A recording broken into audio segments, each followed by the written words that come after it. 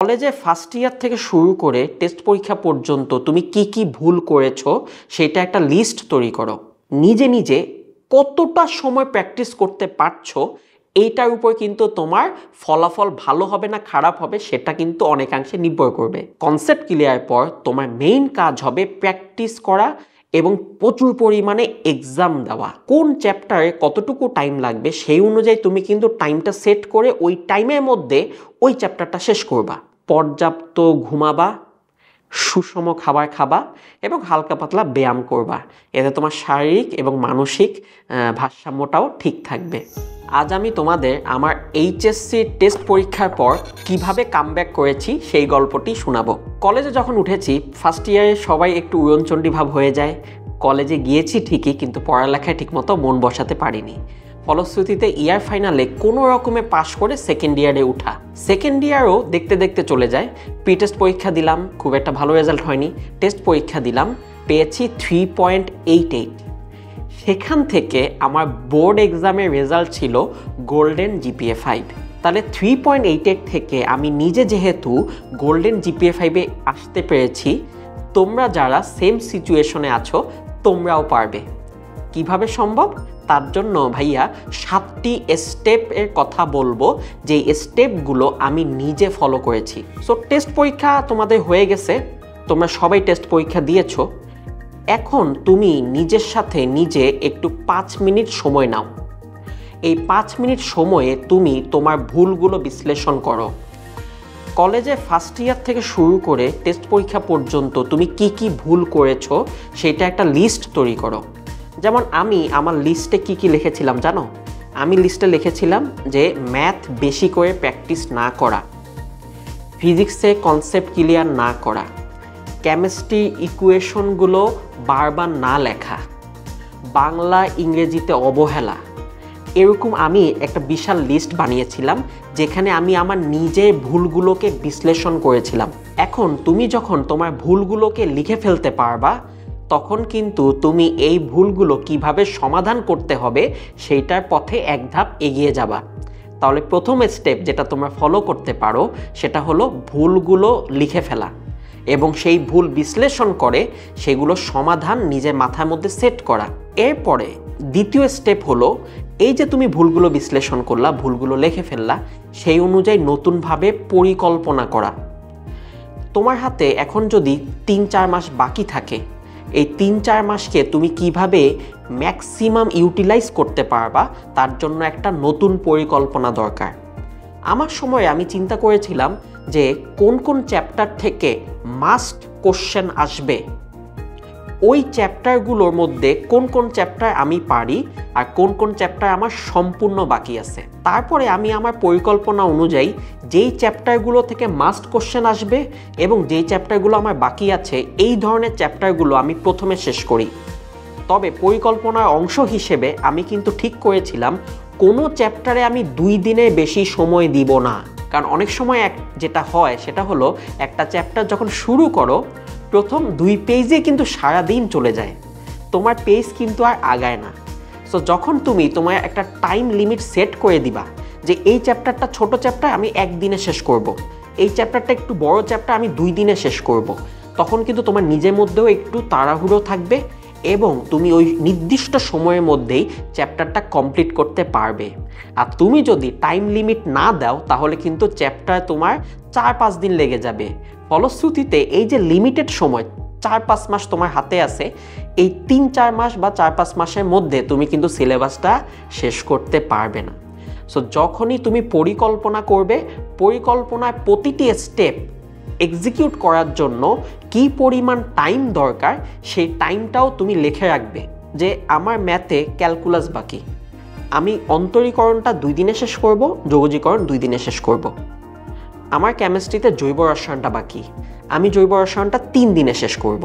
So এরকম যখনই তুমি টাইম সেট করবা তখনই কিন্তু নির্দিষ্ট সময়ের মধ্যে তুমি সিলেবাসটা কমপ্লিট করতে পারবা। সো দ্বিতীয় স্টেপ হচ্ছে সুন্দরভাবে নতুন করে পরিকল্পনা করা। 3 নাম্বার স্টেপ হলো এই যে তুমি এখন পরিকল্পনা করে টাইম ধরে চ্যাপ্টারটা কমপ্লিট করছো, এই চ্যাপ্টার কমপ্লিটের সময় তোমার কিন্তু কনসেপ্টটা একদম 100% ক্লিয়ার করতে হবে। কারণ এই যে চ্যাপ্টারগুলো পড়ছো, মনে রাখতে হবে এই চ্যাপ্টারগুলো কিন্তু শুধু তুমি বোর্ড এক্সামের জন্য পড়ছো না, তুমি কিন্তু এই চ্যাপ্টারগুলোর এই কনসেপ্টের উপরই ভর্তি পরীক্ষা দিবে। তার মানে এখানে কিন্তু তোমার একটা অপরচুনিটি আছে এক ঢিলে দুই পাখি মারার।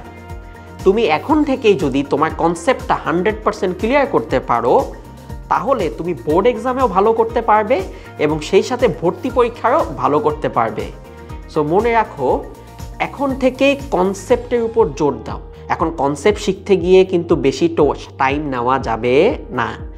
যে নির্দিষ্ট টাইম তুমি লিমিট করেছো, সেই টাইমের মধ্যেই তোমার কনসেপ্ট সহ সিকিউ এমসিকিউ সব কিছু শেষ করতে হবে। এটা গেল আমাদের 3 নাম্বার স্টেপ। 4 নাম্বার স্টেপ হলো প্র্যাকটিস, প্র্যাকটিস অ্যান্ড প্র্যাকটিস। এই সময়ে আমরা অতীতে ব্যাচগুলোকে দেখেছি তারা বেশি লাইভ ক্লাসের প্রতি ফোকাস দেয়, যে আমি এখন অনেকগুলো লাইভ ক্লাস করব। আমার সাজেশন হলো লাইভ ক্লাস করো ঠিক আছে, কিন্তু লাইভ ক্লাসের পাশাপাশি তুমি নিজে নিজে কতটা সময় প্র্যাকটিস করতে পারছো, এইটার উপর কিন্তু তোমার ফলাফল ভালো হবে না খারাপ হবে সেটা কিন্তু অনেকাংশে নির্ভর করবে। যেমন আমি আমার সময় যেটা করেছিলাম, আমি যখন লাইভ ক্লাস করতাম, মানে আমার কোচিংয়ে যে ক্লাস করতাম, তখন কিন্তু আমি সেখানে প্রায় 2 ঘন্টা যাওয়া আসা, 1.5 ঘন্টা 3.5 ঘন্টা ওইখানে যেত। বাকিটা সময় কিন্তু আমি বাসায় বসে প্র্যাকটিস করতাম। সেটা হতে পারে আমার প্র্যাকটিস বুক থেকে প্র্যাকটিস করা, সেটা হতে পারে গাইড দেখে প্র্যাকটিস করা, সেটা হতে পারে মূল বই থেকে প্র্যাকটিস করা, কিন্তু আমি লেখে প্র্যাকটিস করতাম। কারণ তুমি যত বেশি প্র্যাকটিস করবে তত বেশি তুমি বুঝতে পারবে কোন সিকিউ অ্যান্সার করতে কত সময় লাগে, কত দ্রুত তুমি এমসিকিউ অ্যান্সার করতে পারছো। তোমরা অনেকেই বলো যে ভাইয়া আমি নির্দিষ্ট সময়ের মধ্যে লেখে শেষ করতে পারি না, ভাইয়া আমি নির্দিষ্ট সময়ের মধ্যে এমসিকিউগুলো অ্যান্সার করতে পারি না। এইটার মেইন কারণই হলো তোমরা বাসায় লেখে প্র্যাকটিস করো না। সো মনে রাখবে, কনসেপ্ট ক্লিয়ার পর তোমার মেইন কাজ হবে প্র্যাকটিস করা এবং প্রচুর পরিমাণে এক্সাম দেওয়া। কারণ এক্সাম দেওয়ার মাধ্যমেই তুমি কিন্তু মেইন এক্সামের জন্য প্রিপেয়ার্ড হতে পারবা। সো কনসেপ্ট ক্লিয়ার করলা, প্র্যাকটিস করলা, এরপরে কিন্তু তোমার মেইন প্রায়োরিটি হবে টাইম ম্যানেজমেন্ট। এখানে আমি 3 ধরনের টাইম ম্যানেজমেন্টের কথা বলবো। প্রথম টাইম ম্যানেজমেন্ট হলো একটা চ্যাপ্টার পড়তে কত সময় লাগবে সেই টাইমটা ম্যানেজ করা। তুমি নিজে চিন্তা করো যে একটা চ্যাপ্টার, ধরো এটা ত্রিকোণমিতি যদি হয়, এটাতে টাইম বেশি লাগবে।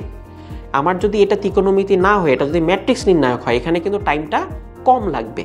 সো কোন চ্যাপ্টারে কতটুকু টাইম লাগবে সেই অনুযায়ী তুমি কিন্তু টাইমটা সেট করে ওই টাইমের মধ্যে ওই চ্যাপ্টারটা শেষ করবা। আমি প্রথম টাইম ম্যানেজমেন্ট হলো চ্যাপ্টারে কনসেপ্ট এবং সিকিউ এমসিকিউ শেষ করার টাইম ম্যানেজমেন্ট। দ্বিতীয় টাইম ম্যানেজমেন্ট হলো রিভিশনের টাইম ম্যানেজমেন্ট। আমরা অনেকেই যে ভুলটা করি, আমরা খালি পড়ে যাই, লাইভ ক্লাস করতেছি, মডেল টেস্ট দিচ্ছি, কিন্তু আমরা আসলে রিভিশন দিই না। ফলশ্রুতিতে এই মাসে যা পড়লাম, 1 মাস পরে নিজের কাছেই মনে হয় যে ওই টপিকটা মনে হয় আমি ভুলে গিয়েছি। ওই টপিকে কোনো কোশ্চেন দেখলে নিজেই মনে হয় যে আল্লাহ, এটা মনে হচ্ছে নতুন কোনো কোশ্চেন, অথবা কোশ্চেনটা পরিচিত হইলেও পুরো অ্যান্সারটা তোমার মাথায় আসে না। এটা মেইন রিজন হলো তুমি রিভিশন দিচ্ছ না। সো মনে রাখো, রিভিশনের জন্য তোমরা 3টে স্টেপ ফলো করবা। একটা হলো প্রতিদিন রাতে ঘুমানোর আগে রিভিশন দেওয়া। সারা দিন তুমি যা যা পড়ছো এটার একটা অ্যাক্টিভ রিকলিং নিয়ে আসবা তোমার ব্রেইনের মধ্যে। তুমি ঘুমাইতে যাওয়ার আগে চিন্তা করবা যে আজকে আমি কি পড়েছি। আচ্ছা, আজকে আমি সকালবেলা একটু বাংলা পড়েছি, তারপরে আমি একটা এক্সাম দিয়েছি, এক্সামে ওই কোশ্চেনটা আমি পারি নাই, ওই কোশ্চেনটা আমি শিখে ফেলেছি, তারপরে আমি ম্যাথ করছি, তারপরে আমি ফিজিক্সের 2টা সিকিউ করছি। সো কি করছো এবং কোন কোন সূত্র ইউজ করছো, কোনো নতুন কিছু শিখছো কিনা, এইটা ঘুমাইতে যাওয়ার আগে আমি বলবো যে 10-15 মিনিট ওই জিনিসটা রিকল করবা, নিজে মাথায় চিন্তা করে রিভিশন দিবা। এটা হচ্ছে ডেইলি রিভিশন। এরপর যখন তুমি একটা চ্যাপ্টার শেষ করবা, ওই চ্যাপ্টার যখন শেষ হলো, যে ধরো একটা চ্যাপ্টার 2 দিনে শেষ করছো, ওই দ্বিতীয় দিনে তুমি পুরো চ্যাপ্টারটা 20 থেকে 30 মিনিটের মধ্যে পুরাটা আবার রিভিশন দিবা। তার মানে যখনই তুমি একটা চ্যাপ্টার শেষ করবা, তখনই চ্যাপ্টারটা পুরাটা রিভিশন দিয়ে ফেলবা, যে এই চ্যাপ্টার আমি কি পড়লাম এক নজর দেখে যাবা। এটা হচ্ছে দ্বিতীয় টাইপের রিভিশন। তৃতীয় টাইপের রিভিশন হলো যখনই যেখানেই তোমার মনে পড়বে যে ওই চ্যাপ্টারটা মনে হয় আমি ভুলে গিয়েছি, সাথে সাথে ওই চ্যাপ্টারটা খুলে রিভিশন দিয়ে ফেলবা। আমি আমার কাহিনী বলি। আমার এখনো মনে আছে যে আমি হঠাৎ করে ত্রিকোণমিতি অঙ্ক করতে করতে আমার মনে পড়লো যে ফেনলে একটা বিক্রিয়া আমি ভুলে গেছি। এখন ফেনলে বিক্রিয়া কিন্তু কেমিস্ট্রি, আমি করতেছিলাম ত্রিকোণমিতি অঙ্ক, তখন আমি সাথে সাথে কেমিস্ট্রি বইটা খুলে ওই বিক্রিয়াটা দেখে ফেলছি। সো এইটা তোমাদের অনেকের ক্ষেত্রে হয় যে একটা চ্যাপ্টার যখন পড়তেছো তখন অন্য চ্যাপ্টারে একটা টপিক তোমার মাথায় ঘুরঘুর করে এবং মনে হয় যে ওইটা চ্যাপ্টারটা তো ভুলে গেছি। তখন তোমরা যেটা করো ওইটাকে ইগনোর করে তুমি যেটা করতেছো সেটাই করো। কিন্তু আমি যেটা বলবো যে এইখানে তুমি যদি ওই টপিকটা দেখে নিতা 2 মিনিটের মধ্যে ওই জিনিসটা আবার তোমার মাথায় সেট হতো, ফলশ্রুতিতে ওই টপিক থেকে যখন ভবিষ্যতে কোনো কোশ্চেন আসবে তখন কিন্তু তুমি ওই কোশ্চেনে আর আটকাবা না। সো যখনই যেখানে তোমার মনে হবে ভাইয়া ওই টপিকটা আমি মনে হয় ভুলে গেছি, সাথে সাথে বই খুলে তোমার খাতা খুলে ওই টপিকটা রিভিশন দিয়ে ফেলবা। তার মানে 3 ধরনের রিভিশন তোমরা দিবা। ডেইলি রিভিশন, প্রতিদিন রাতে 5 থেকে 10 মিনিট সময় নিয়ে রিভিশন দিবা। চ্যাপ্টার শেষে রিভিশন, প্রতিটা চ্যাপ্টার শেষে 20 থেকে 30 মিনিট সময় নিয়ে ওই চ্যাপ্টারে যা যা পড়ছো, যেখান থেকে পড়ছো সব কিছু রিভিশন দিবা। আর একটা হলো যখনই তোমার মনে পড়বে যে কোনো একটা টপিক ভুলে গেছো, ওই টপিকটার সাথে সাথে হালকা করে একটা রিভিশন দিয়ে ফেলবা, এক ঝলক দেখে ফেলবা, টপিকটা মনে পড়বে। সো টাইম ম্যানেজমেন্টের দ্বিতীয় টাইম ম্যানেজমেন্ট হলো রিভিশনের জন্য টাইম বের করা। আর মোস্ট ইম্পর্টেন্ট টাইম ম্যানেজমেন্ট হলো এক্সাম হলের টাইম ম্যানেজমেন্ট। এখন এক্সাম হলের টাইম ম্যানেজমেন্ট তুমি যদি চিন্তা করো আমি এক্সাম হলে গিয়ে টাইম ম্যানেজমেন্টটা শিখবো, তাইলে তুমি কিন্তু বোকামি করছো। তোমাকে এক্সাম হলের টাইম ম্যানেজমেন্ট এখন থেকে শিখতে হবে। কিভাবে সেটা? বেশি বেশি মডেল টেস্ট দিয়ে। সো তোমরা যদি বেশি বেশি মডেল টেস্ট দাও তাহলেই কিন্তু তোমরা বুঝতে পারবে কোন সিকিউ লিখতে তোমার কেমন টাইম লাগছে, কোন এমসিকিউ সলভ করতে তোমার বেশি সময় যাচ্ছে এবং কোন সিকিউগুলো অ্যাভয়েড করা উচিত, কোন এমসিকিউগুলো দ্রুত সলভ করা উচিত। এই জিনিসটা তুমি কিন্তু শিখে ফেলবা মডেল টেস্ট দিতে দিতে। আমি নিজে প্রচুর মডেল টেস্ট দিছি। এখন মডেল টেস্ট দেওয়ার সময় আমার নিজের মনে হইতো যে আজকে তো ভাইয়া 2টা চ্যাপ্টারের উপর মডেল টেস্ট, আমি তো একটা চ্যাপ্টার পারি অন্য চ্যাপ্টার পারি না, আমি কি মডেল টেস্ট দিব? সেই ক্ষেত্রে আমি নিজে মডেল টেস্ট দিতে যেতাম এবং আমি মডেল টেস্ট দিতাম। কেন? কারণ যেই চ্যাপ্টারটা আমি পারি সেই চ্যাপ্টার থেকে কী ধরনের কোশ্চেন আসে সেটা চেক হয়ে যাবে। দ্বিতীয়ত যেই চ্যাপ্টারটা আমি পারি না সেই চ্যাপ্টার থেকে কি কি কোশ্চেন আসে সেটা আমি একবার রিডিং পড়ব। আমরা সবাই জানি মডেল টেস্টে কিন্তু একটা চ্যাপ্টারে মোস্ট ইম্পর্টেন্ট কোশ্চেনগুলোই দেওয়া হয়। তার মানে যেই চ্যাপ্টারটা তুমি পড়ো নাই ওই চ্যাপ্টারে মডেল টেস্টে কোশ্চেনটা যখন তুমি পড়তেছো তখন কিন্তু তোমার মাথায় আইডিয়া হয়ে যাবে যে এই চ্যাপ্টারে মোস্ট ইম্পর্টেন্ট টপিক এইগুলা, এই চ্যাপ্টারে ইম্পর্টেন্ট কোশ্চেন হচ্ছে এইগুলা। তখন ওই চ্যাপ্টারটা যখন তুমি নিজে নিজে পড়বা বা পরবর্তীতে পড়ে ফেলবা তখন কিন্তু ওই টপিকটা দেখে তোমার মনে পড়বে যে এই টপিকটার কোশ্চেন মডেল টেস্টে আসছিল এবং ওই টপিকটা তখন তুমি কিন্তু গুরুত্বের সাথে পড়বা। সো এই যে বেনিফিটটা, এই বেনিফিটটা কিন্তু তুমি মেইন এক্সামে পাবা, যেখানে তোমার সবগুলো টপিক ইনশাল্লাহ কমন পড়ে যাবে। কিন্তু তুমি যদি ভাইয়া 3টা চ্যাপ্টারের উপর এক্সাম ছিল, 2টা চ্যাপ্টার পড়ছি, একটা চ্যাপ্টার পড়ি নাই, এজন্য আমি মডেল টেস্টই দিব না, তাহলে তুমি কিন্তু বোকামি করবা। সো আমি বলবো তোমার প্রিপারেশন 100% হোক, তোমার প্রিপারেশন 80% হোক, তোমার প্রিপারেশন 50% হোক, অথবা তোমার প্রিপারেশন যদি 10%ও থাকে তাহলেও তুমি মডেল টেস্ট দিবা। মডেল টেস্ট দেওয়ার পর কোশ্চেনটা ভালোভাবে পড়বা। মডেল টেস্টের কোশ্চেনের সাথে যে সমাধানটা থাকে সেই সমাধান পুরোটা শিখে ফেলবা এবং ওই সমাধানটা দেখে দেখে ওই চ্যাপ্টার যখন পড়বা ওই সমাধান বা ওই কোশ্চেন যখনই আসবে সেগুলো লিখে ফেলবা। কারণ মডেল টেস্টের কোশ্চেনগুলো কিন্তু ওই টপিকের গুরুত্বপূর্ণ কোশ্চেন যেটা তোমাদের সময় আসতে পারে। সো মনে রাখো মডেল টেস্ট দেওয়ার মাধ্যমেই তুমি এক্সাম হলের টাইম ম্যানেজমেন্ট শিখতে পারবা, আদারওয়াইজ কিন্তু এক্সাম হলের টাইম ম্যানেজমেন্টে তুমি সাফার করবা। সো মনে রাখবা 3 ধরনের টাইম ম্যানেজমেন্ট, একটা হলো নিজে পড়ার টাইম ম্যানেজমেন্ট, দ্বিতীয়ত হচ্ছে রিভিশন দেওয়ার টাইম ম্যানেজমেন্ট, তৃতীয়ত হচ্ছে এক্সাম হলের টাইম ম্যানেজমেন্ট। এরপরে আমি যেটা বলবো সেটা হলো এই সব কিছু তুমি করলা, অন টপ অফ দ্যাট তোমাকে যেটা করতে হবে সেটা হলো ইতিবাচক মনোভাব রাখবা। তোমার যদি মনে হয় যে ভাই আমার তো 50% সিলেবাস বাকি, আমি কি পারবো? আমি বলবো যে তুমি পারবা। ভাই আমার তো টেস্টে আমি খুব খারাপ করে ফেলছি, আমি কি পারবো? হ্যাঁ তুমি পারবা। আমি নিজে 3.8 থেকে গোল্ডেন জিপিএ 5 পাইছি। এটা একটা হিউজ জাম্প ছিল। এই জার্নিটা বা এই জাম্প দেওয়াটা ইজি ছিল না। অনেক বেশি পরিশ্রম করা লাগছে। সো তোমরা সব সময় ইতিবাচক মনোভাব মেনটেন করবা এবং নিজেকে নিজে বলবা যে আমিও পারবো, কিন্তু অনেক বেশি পরিশ্রম করলে পারবো। এখন তুমি চিন্তা করলে যে আমিও পারবো, কিন্তু তুমি পরিশ্রম করলা না, তাহলে কিন্তু হবে না। এবং সেই সাথে তোমার যে ব্যাড হ্যাবিট আছে, তুমি যে সোশ্যাল মিডিয়াতে অনেক বেশি টাইম কাটাচ্ছ, তুমি যে ফ্রেন্ডদের সাথে আড্ডা দিচ্ছ, তুমি হয়তো বা অফলাইনে কোথাও কোচিং করতে গিয়ে ওই কোচিংয়ের নাম দিয়ে 5 ঘন্টা 6 ঘন্টা ওয়েস্ট করছো, এই হ্যাবিটগুলো বাদ দিতে হবে। তোমার কাজ হলো এখন পড়ার টেবিলে থাকা, বেশি বেশি করে প্র্যাকটিস করা, লেখে লেখে প্র্যাকটিস করা এবং নিজেকে নিজে বোঝানো যে ইনশাল্লাহ আমিও পারবো যদি আমি বেশি বেশি পরিশ্রম করি, যদি আমি ফোকাস থাকি। বুঝতে পেরেছ? সেই সাথে সবাই অবশ্যই পর্যাপ্ত ঘুমাবা, সুষম খাবার খাবা এবং হালকা পাতলা ব্যায়াম করবা। এতে তোমার শারীরিক এবং মানসিক ভারসাম্যটাও ঠিক থাকবে। সো যে কথাগুলো বললাম, সেই কথাগুলো যদি আমি এখন সামারি করি, প্রথম কাজ হলো টেস্ট পরীক্ষা যেহেতু শেষ হয়েছে, তুমি এখন নিজের সাথে নিজে 5 মিনিট বসো, কি কি ভুল তোমার কলেজ লাইফে ছিল সেই ভুলগুলো আইডেন্টিফাই করো এবং সেইটার সমাধান চিন্তা করো। First step. সেকেন্ড স্টেপ, ওই ভুলগুলোকে ঠিক করার জন্য কিভাবে তোমার আগানো উচিত, ওই জন্য তুমি নতুন একটা প্ল্যানিং করো। কোন চ্যাপ্টার তোমার এখন পড়া উচিত, কোন চ্যাপ্টারটা একটু পরে পড়বা, কোন চ্যাপ্টার থেকে কোশ্চেন মাস্ট আসবে, কোন চ্যাপ্টার পড়লে তুমি বেশি বেশি এমসিকিউ কমন পাবা, এই প্ল্যানিংটা এখন খুব দরকার। এবং কোন চ্যাপ্টার পড়তে কত টাইম লাগবে সেটাও কিন্তু বরাদ্দ করে ফেলবা।